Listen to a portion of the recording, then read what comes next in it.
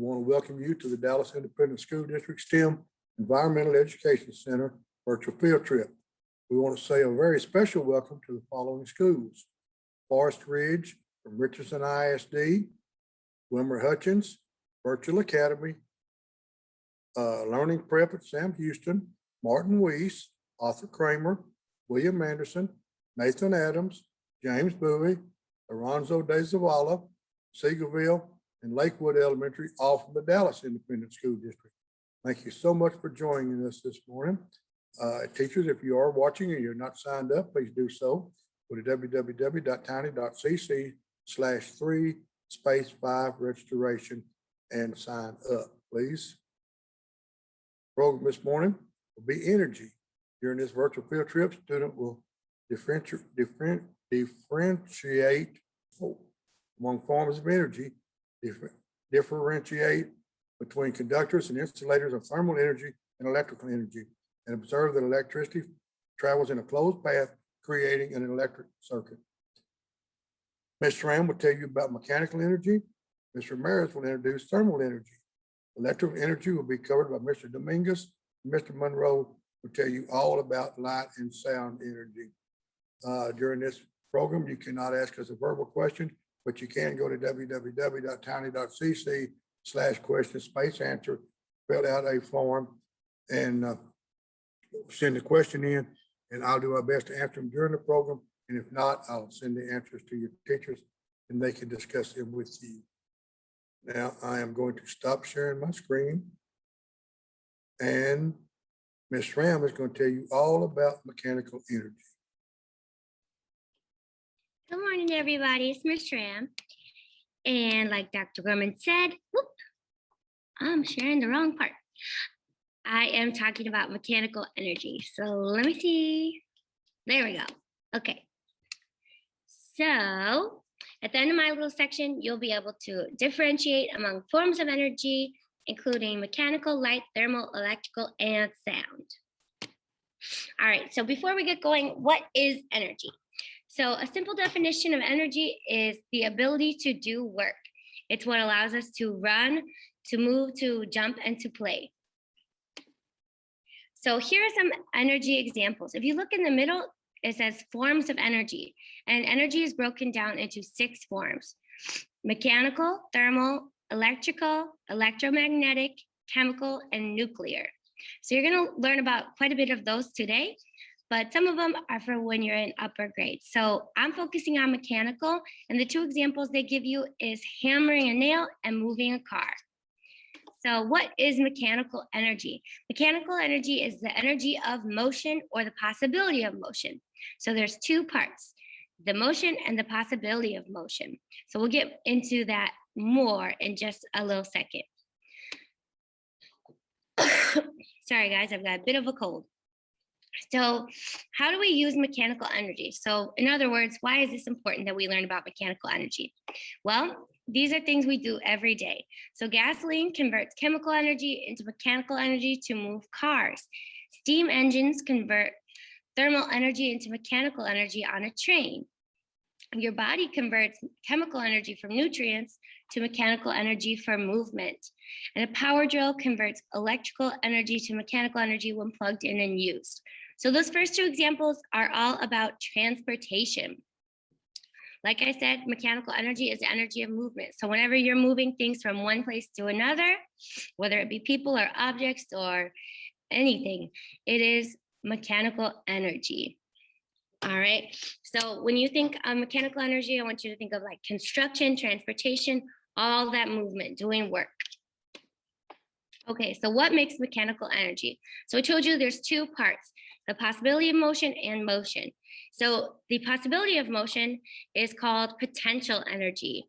So that is when something is not moving, but it has the potential to. It's like stored energy. It's not moving yet. Kinetic energy is when something is moving, and then the mechanical energy is both those combined, and the work that's being done in this example is a hammer hitting a nail. So when you lift the hammer up, it has potential energy. That gravity wants to act on that hammer and bring it back down. Then when you have kinetic energy is when it's actually going down and it hits the nail in the wood is mechanical energy, not Connecticut, dear goodness. Okay, so examples in real life that we're going to try on a smaller scale are these three. So we have windmills first. If you've ever been driving through the country, you might have seen those giant windmills. And what those are doing is they're using energy from the wind to turn that blade around and harvest the mechanical energy and turn it into electrical energy. So how that works, it's like a big fan, but the wind hits those blades, turns the blades around, turns that wheel in the center, the little gear, and that is harvesting the mechanical energy. So the next example in the middle is a water mill. You could see that little cabin. He's got a wheel next to the house, and that is harvesting moving water. It's using moving water to harvest mechanical energy. So the water hits those little paddles and turns the wheel around. That's the mechanical energy, the wheel's turning. And once again, they can turn that mechanical energy into electrical energy to power that little cabin. So you may have seen those alongside rivers or next to a dam. This one has it with his gutter. And then the most common example that we see every day is wheels turning in a car. It could not do that without mechanical energy. So let's try some of those on a smaller scale. So first, I'm going to show you. I have a little ball, and it's squishy, so it's not going to hurt anything. But when I hold it in front, it has potential energy. I'm holding it off the ground, and gravity wants to pull that ball down. As soon as I let go, it's got kinetic. When it hits the table, it's mechanical. Whoop. Now, luckily, that ball is soft. If it was, say, a bowling ball, you would see that mechanical energy because this table would split, right? So the next example I want to show you is that little breakdown of the hammer and nail. So I'm going to hold my hammer here hold my nail here, dear goodness. And I'm going to lift the hammer, giving it potential energy, swinging it down, kinetic. And once that nail goes into the wood, that is mechanical. Ready, spaghettis? Boop. There we go. That was a good one. And there we see the nail is in the wood. All right. So my little windmill on a small scale. I got this little pinwheel from the garden, and it's a little garden decoration that also uses energy from the wind to turn and make the garden more interesting and beautiful. So I am not the wind, but I can use my breath. So I'm going to breathe in, hold the air in my cheeks. That's giving it potential energy because it's not moving yet. Then when I blow out, the air has kinetic energy. It's moving, and it's going to hit the blades of this pinwheel, just like the blades of a fan or a giant windmill. Okay, ready?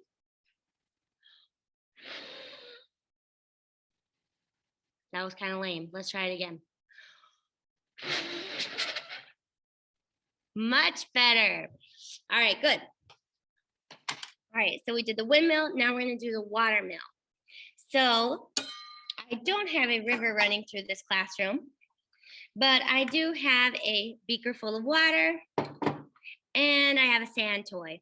So this little beach toy has little paddles on it, just like we saw on the screen earlier. So what's going to happen is the water is going to land in there. See how it's curved? It's going to land in there, press it down, and that's going to give this little wheel mechanical energy. So enough talking, let's see it. All right, so I got my bowl of water so I don't make a mess. All right, then I've got my little beach toy. All right, now I'm gonna lift, the water above the toy, and that's gonna give that water potential energy because gravity is gonna wanna pull the water down.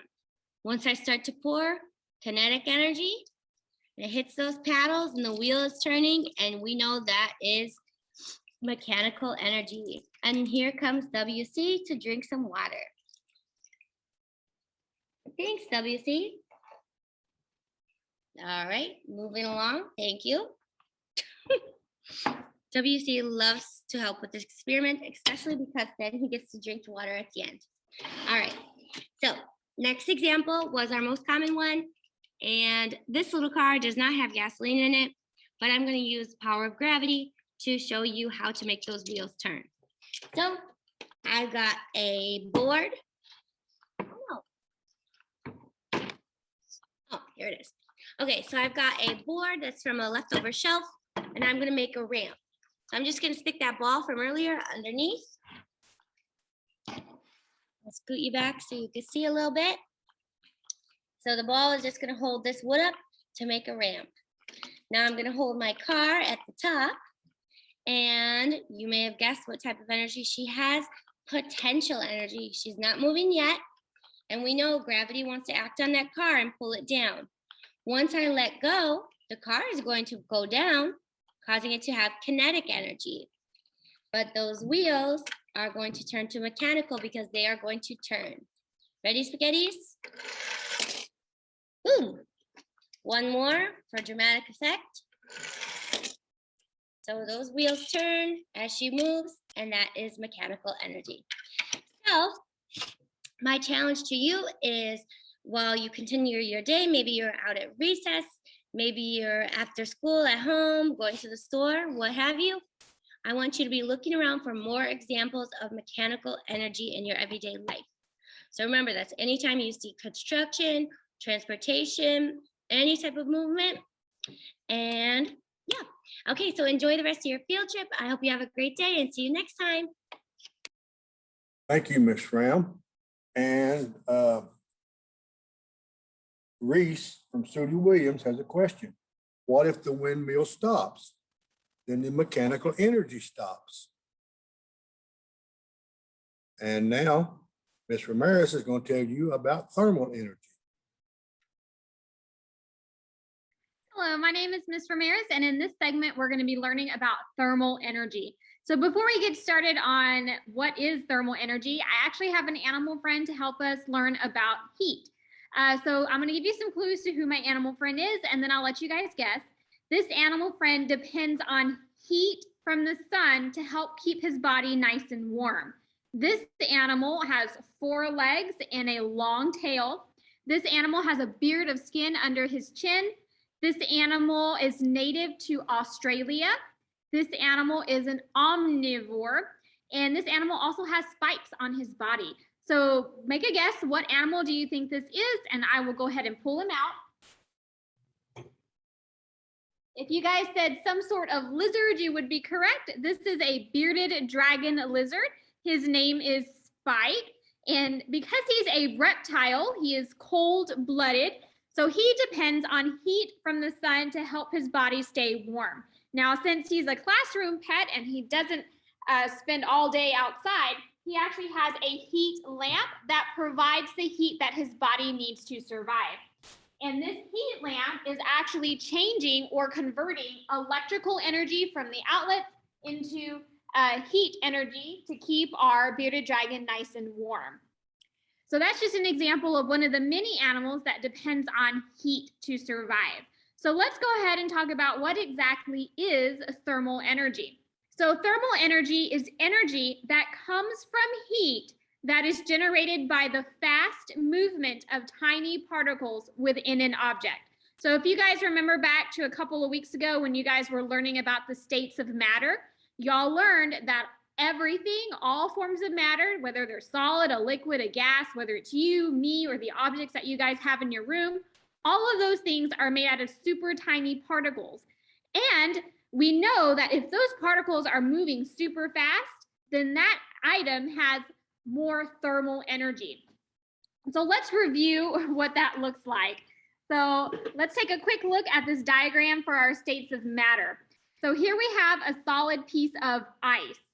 Look at the particles that make up a solid. The particles are tightly packed together and they're not really moving. They're vibrating very slowly in place. If we add thermal energy to ice, what will happen to it?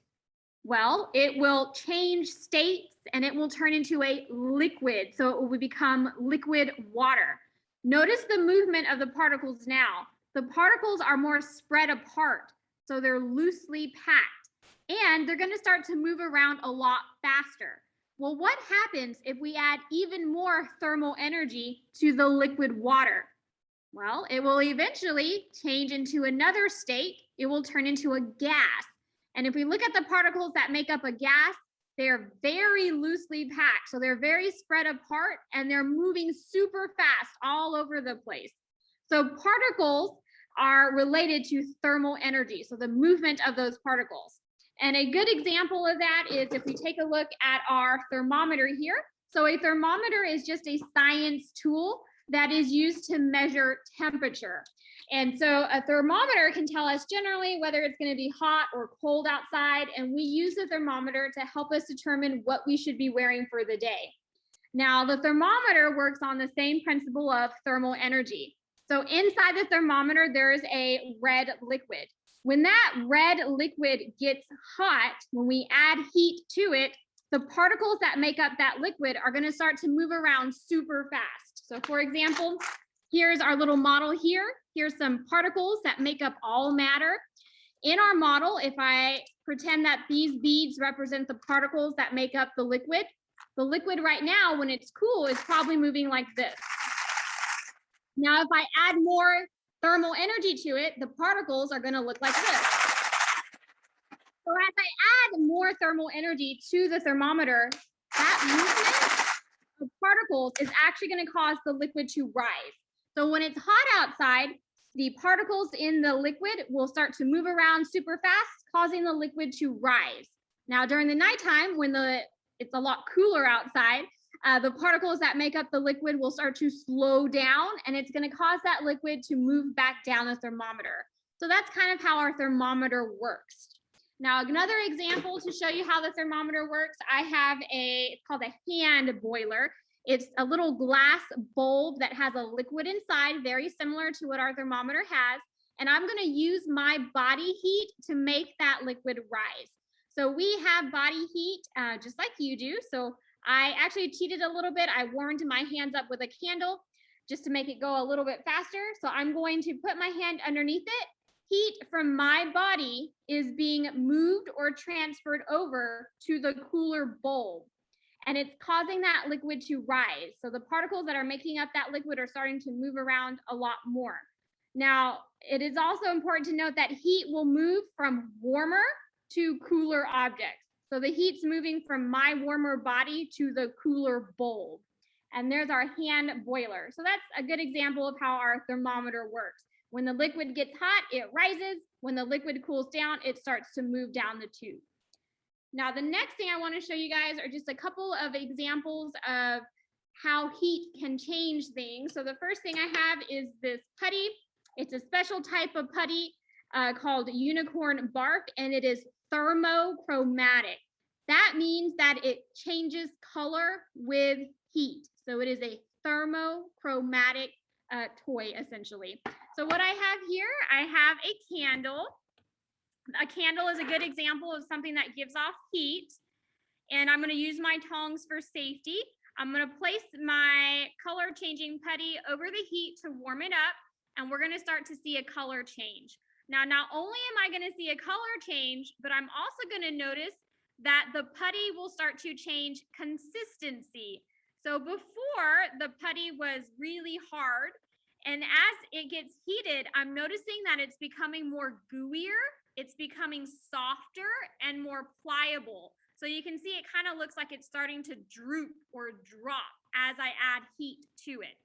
And if I turn it around, you can see that we did have a color change.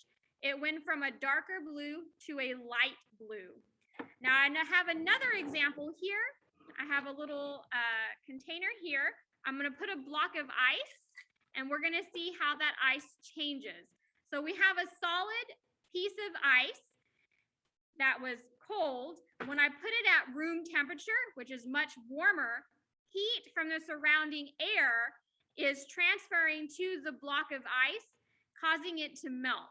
So when we add thermal energy to objects, we often see a phase change. So in this case, we went from a solid to a liquid. And eventually, this liquid will eventually turn into a gas. It'll turn into water vapor. So as you're watching this demonstration, be thinking about how are those particles that make up the ice cube or this now liquid, how are they moving? So when it was a solid, those particles were just vibrating in place. We added thermal energy to it and the particles started to move around more. If we were to add even more thermal energy, eventually this liquid, the particles that make it up, would be moving so rapidly that it would cause it to turn into a gas. And the last thing I want to do with you guys is just share my screen, and we're going to look at a quick example of some other examples of thermal energy. So here we have a little video. This is my dog, Abby. She is rolling in thousands of dead snails. This area used to be a pond. It used to be filled with water and fish, but unfortunately, it's been so hot and dry that the heat from the sun caused that water to evaporate. So we had a phase change because it's been so hot. That liquid water turned into a gas. So the thermal energy of that water increased so much that we had a phase change. Now here we have a common household item. This is a candle warmer. You guys might have one of these at home to make the house smell nice and pretty. So think about how will heat affect the solid wax. So here we have a candle warmer that's connected to an electrical outlet. And then we have a bulb that's going to be our source of heat. So again, think about how will heat affect the solid wax. So there's my solid wax right over here. It's going to be heated by the bulb. Think about the phase change that's going to occur. And we start to notice that when we add heat, that candle wax is going to melt. It's going to change from a solid to a liquid. And it actually took about 46 minutes for that block of wax to completely melt. So again, heat can cause things to melt. And our next one, we're going to look at how does decreasing thermal energy change water. So here we have a channel. What will happen when the particles that make up the water start to slow down? What kind of phase change are we going to see? And a good example of this was when we had that weird polar freeze in February. Water will freeze and turn solid when temperatures are below 32 degrees Fahrenheit.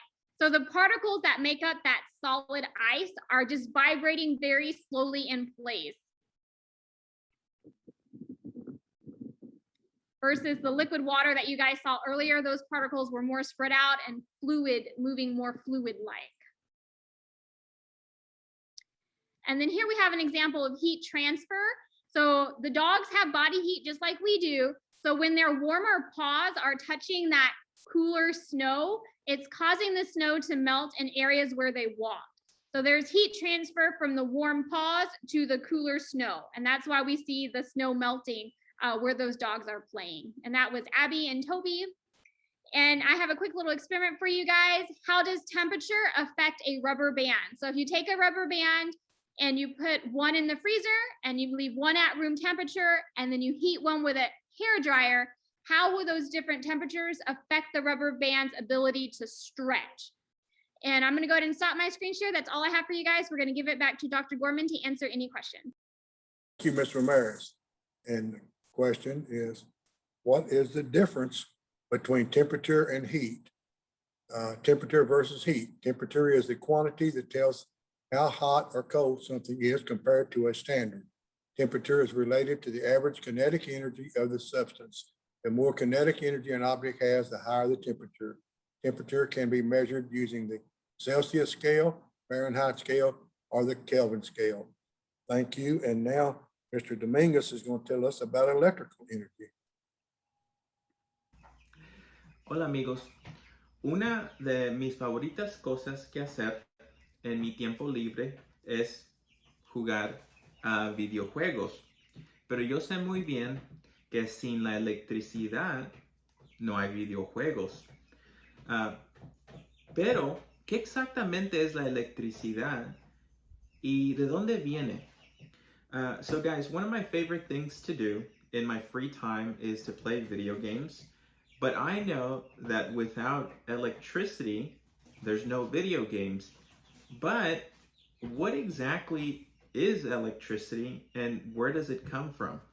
So in this portion of your virtual field trip, I'm going to talk to you about electricity, where it comes from, and I'm also going to help you build a simple circuit that shows the flow of electricity.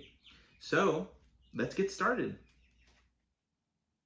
Ok, amigos, primero les voy a explicar qué es la electricidad. La electricidad es el movimiento de electrones de átomo a átomo. All right, guys, so let me explain to you guys what electricity is first. So electricity is the flow of electrons from atom to atom. Now, we call this flow of electrons electric current. Now, some matter is better at conducting this electric current than other matter. So that matter that is better at letting electricity flow is called a conductor. This penny and this paper clip are conductors. Now, some matter isn't as good as other matter at letting electricity flow. These are called insulators, just like this rubber tire and piece of paper. Ok, amigos, uno de los usos más importantes de la electricidad en nuestro mundo es para iluminar nuestras casas, nuestros carros, nuestros videojuegos. Hay muchas cosas que iluminamos con la electricidad. Para demostrar cómo trabaja la electricidad en un circuito para poder prender este foco, les voy a enseñar cómo usando una batería y unos conductores pueden iluminar este foco. All right, guys, so what I'm going to do to show you that electricity, how electricity can help us illuminate our world.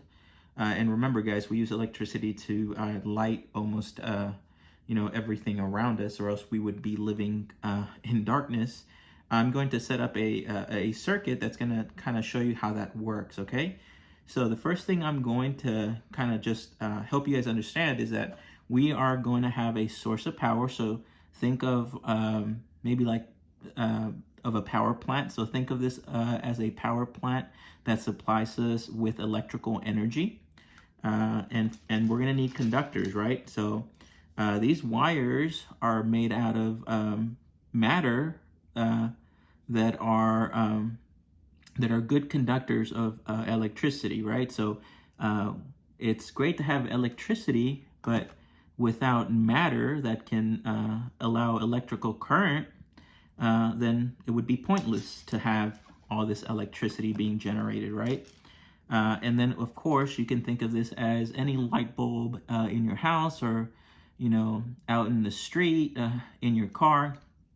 So the first thing we're going to do is we are going to set up our power plant. So here's our power plant. And then we need, for our power plant to reach us where we are, right? So pretend that these are the power lines that reach our home, okay? So we have the power lines that reach our home, and the wires, of power lines are made of highly conductive material, right? So we wouldn't want our power lines to be made out of something that doesn't let the electricity, those electrons flow. So after that, pretend that this is your home.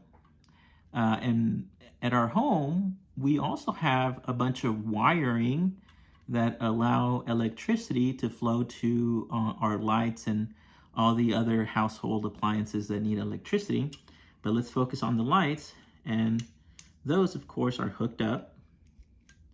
And when we hook them up properly, we create a circuit, and I think you guys saw a little bit of light. We have light, and we have light because electrons are flowing from our power source. They are flowing from the matter of our, of our wires to the matter that holds our light bulb in place, right? So there we go. And make sure that you complete that circuit, because if the circuit is not complete, well, guess what happens? Let's see what happens when we kind of break the circuit.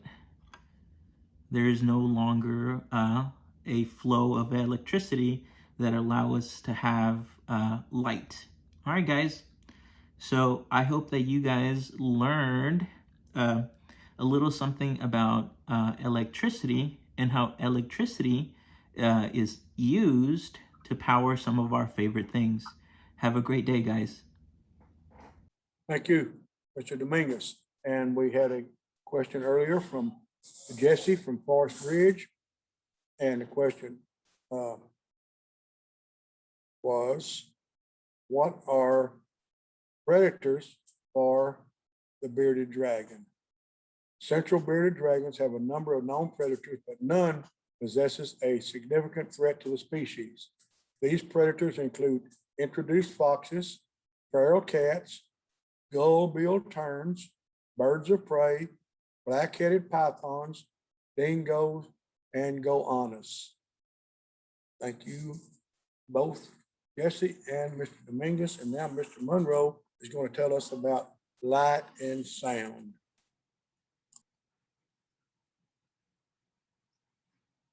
Good morning, everyone. My name is Mr. Monroe, and we're going to be investigating or looking at two forms of energy, sound energy and light energy. And these two forms of energy is something that we have, it's very apparent in our everyday lives. And probably without these forms of energy, life as we know it could not and would not exist. Well, let's start talking about sound energy. You know, sound energy is a form of kinetic energy. Sound energy travels through air and matter, and it needs matter to make the different vibrations that create what we hear. Now, when I mention the word vibration, I am talking about the back and forth movement of particles of matter. Sometimes we feel like sound is a little loud, sometimes it's not loud enough, but when we're referring to the loudness of sound, we are talking about its volume. The loudness of the volume, guess what? The more energy it has. And volume is measured in units of measurement called decibels. A loud sound, again, has more or a lot of energy. Now, sound waves move through the air, or sound moves through the air as waves. Now, sound can either be low in sound as far as pitch, and I guess what I'm talking about as far as pitch is, that is the movement or the vibrations in relation to the number of vibrations that's happening per second. If it's high pitch, that means it has a higher tone. The frequency is also high. If it's a low tone, meaning a low pitch, then the frequency is low. Sound waves move in all directions. When sound waves hit a solid wall or a solid surface, they bounce back and we get the effect of having an echo. For example, if you were in a canyon and you yelled out, your sound would bounce off of the walls of that canyon and come back as an echo. Now, as I go further into our investigation, there are several things that I want you to remember. We're going to be looking at sound energy and we're going to be looking at light energy. And as we go through, I want you to try to remember how sound energy is like or similar to light energy. And I also want you to be thinking about how sound energy and light energy is different, because later on, your teacher just might ask you questions dealing with that. Now, sound means that the matter is vibrating. And I guess the matter that's vibrating would be considered to be what we call a medium. sound to travel has to have a medium. The speed of sound depends on the type of medium or the type of matter that is vibrating. All matter has the potential to make sound, okay? Now, sound is fastest in solids and it's slowest in gases. It's also affected by the temperature. It's fast in warm temperatures and it slows down in the cooler temperatures. Now, I have a couple of instruments here and I want to talk about volume and pitch with these instruments. Here I have a snare drum. The snare drum usually is on a stand, but it will also serve as a good example because when I strike the head of the snare drum, it's going to cause that head, which is made up of matter, to vibrate. I can even hit it harder to make it louder, and you guys know that the louder the sound, the more energy, okay? Now, if I put it down, that exposes the medium, which is the snare drum's head, and the cylinder that's holding the head. It's now in contact with the desk that I'm standing behind. Do you think that's going to have an effect on the sound? Well, let's see. Yes, it did. The sound is a little different. Now, when it comes to pitch, there are a lot of instruments that basically go from a low pitch to a high pitch, depending on what instrument it is. Now, I have this one that kind of reminds me of an instrument called a xylophone. It has some strips of metal that are attached to this wood block, and they're loose. They are loose, which gives them the ability to kind of vibrate a little bit. And they're made up of matter that is kind of like, well, in fact, it's metal. I would dare say probably a little bit of aluminum content. Now, the longer strip, if I strike it, it's going to give this pitch. The next one up, which is a little shorter, meaning it's not quite as much matter making up that strip, gives a different pitch, a little bit higher. And then, of course, this strip up at the very top is shorter than both the ones prior to it. Let's see what kind of pitch it gives. A very high pitch. Now, remember what I said? Pitch, high and low. The frequency is the number of vibrations per second. These two, all different pitches, are related to each other, okay? Now, students, animals can hear certain sounds that humans or people cannot hear. You guys probably realize that a dog can hear a pitch that people can't hear. They have these special whistles that you can blow. If your dog is trained to that pitch, it will respond to that pitch, and you cannot even hear that pitch. And then we've got animals. Oh man, they are amazing. Take, for example, a bat. Do you know a bat will emit a sound, and that bat uses his emitted sound to bounce back off of objects that allow him to know that those objects are there, and it allows them to fly in the dark? That's amazing. So sound is very apparent that it's very important in our everyday lives. Okay? Now, let's talk about light energy. Boy, like sound, light energies can travel in waves. So that way, sound energy and light wave, they are alike.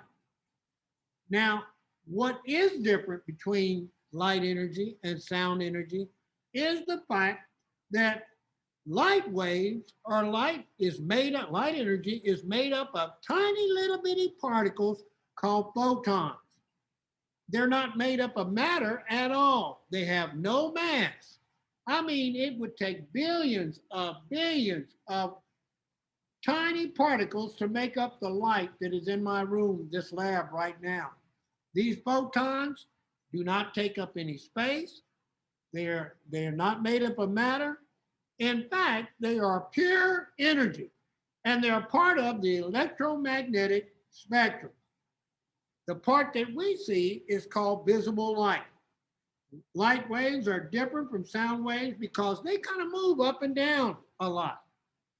You know, light waves can travel through matter and they can also travel through an empty space, a vacuum. So they are different. Sound waves, sound energy cannot travel through a vacuum. It has to have some type of matter as a medium. And mediums, again, are required for sound waves. Sound is fastest in a solid and it's slowest in gases. And of course, with light, it's going to be traveling very fast wherever it can go, okay? Light moves thousands of times faster than sound. Take, for example, a thunderstorm. When a thunderstorm happens, we know that lightning occurs and thunder occurs at the same time. But we always see the flash of light before we hear the thunder. And that's because light is tremendously faster than sound.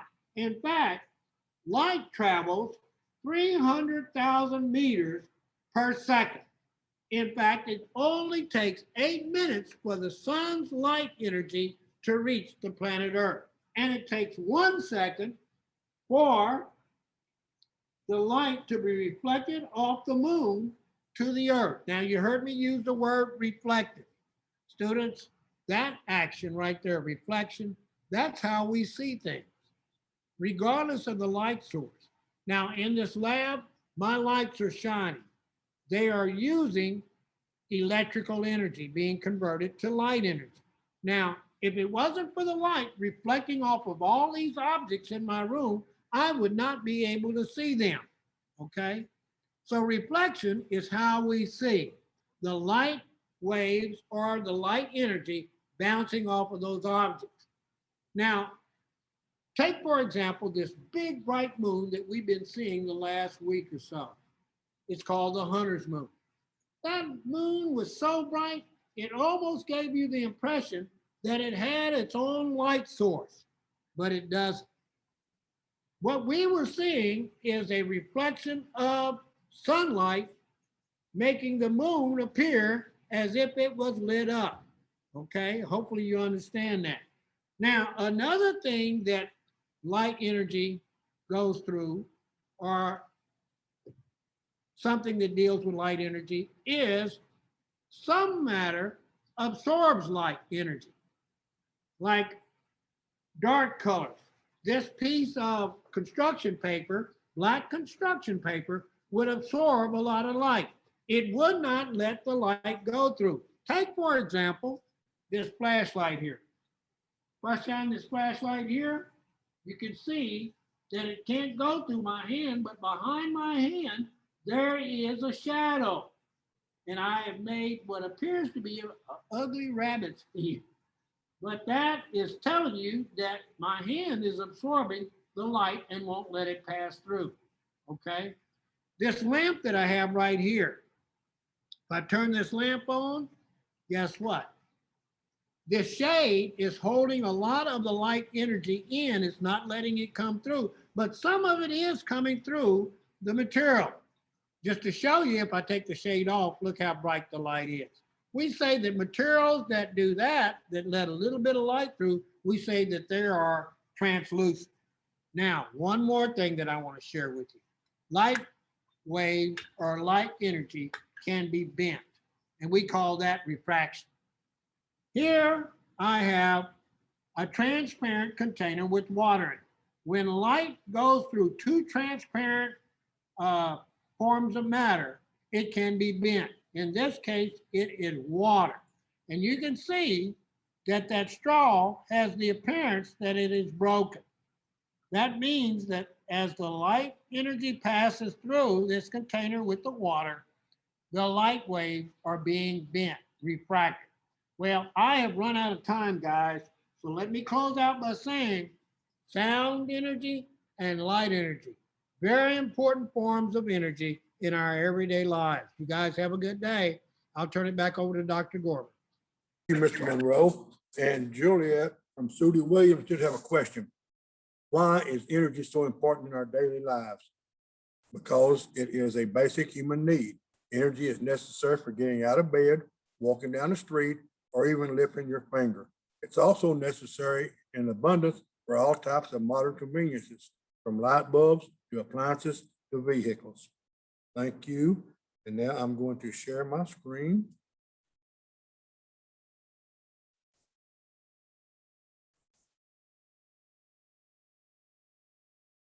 During this virtual field trip, students differentiated among forms of energy, differentiated between conductors and insulators of thermal and electrical energy, and observed that electricity travels in a closed path, creating an electrical circuit. Ms. Ram discussed mechanical energy, Ms. Ramirez, thermal energy, electrical energy by Mr. Dominguez, and light and sound energy by Mr. Monroe. Thank you, teachers, for joining us. If you would, go to www.tiny.cc/3-5 feedback, fill out a very short form and send it back to us. We would appreciate it.